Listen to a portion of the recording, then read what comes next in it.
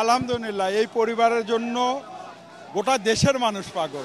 Doctor Zubaidur Rahman, Tarique Rahman, Begum আমাদের দেশনেত্রী এবং এদেশের গণতন্ত্রের মা শহীদ রাষ্ট্রপতি জিয়াউর রহমান, এনাদের একটা ইতিহাস আছে, এটা একদিনে আসে নাই।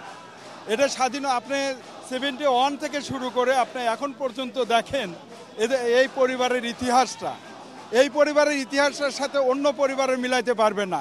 এই যে ফ্যাসিস্ট যে পালায়া গেলেন, এরা এই পরিবারের যে পরিমাণ নির্যাতিত করেছে, গোটা পৃথিবীর কোনো রাষ্ট্র এইরকম নজির দেখাতে পারবে না।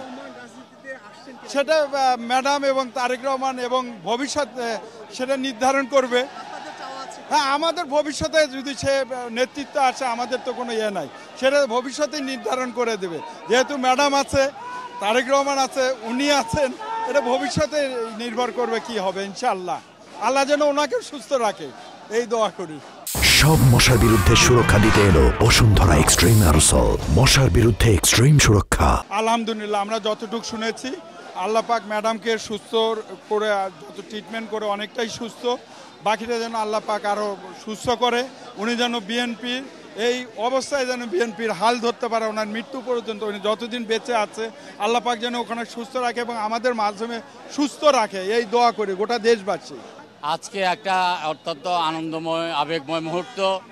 বেগম খালেদা জিয়া দীর্ঘদিন দেশের গণতন্ত্রের জন্য সংগ্রাম করেছেন, আন্দোলন করেছেন, অসুস্থ হয়েছেন, জেলে গিয়েছেন এবং পরবর্তীকালে তিনি লন্ডন থেকে সুস্থ অবস্থায় বাংলাদেশে ফিরে এসেছেন। তার এই সুস্থতা সারা জাতিকে সংগ্রামিত করবে, সারা জাতি নতুন উদ্দীপনা নিয়ে আবার গণতন্ত্র পুনরুদ্ধারের আন্দোলনে ঝাঁপিয়ে পড়বে। আগামী দিনে যে সংসদ নির্বাচন, সেই সংসদ নির্বাচনকে সাফল্যমণ্ডিত করার জন্য এবং বেগম জিয়ার নেতৃত্বে আবার পুনরায় বাংলাদেশের জনগণ ধানের শীষের পক্ষে রায় দেবেন। আজকের এই যে সমাবেশ, আজকের এই যে আবেগ, আজকের যে উচ্ছ্বাস, আজকের যে আনন্দ, তাতে প্রমাণিত হয় যে বাংলাদেশের জনগণ বেগম খালেদা জিয়াকে কতটা ভালোবাসে।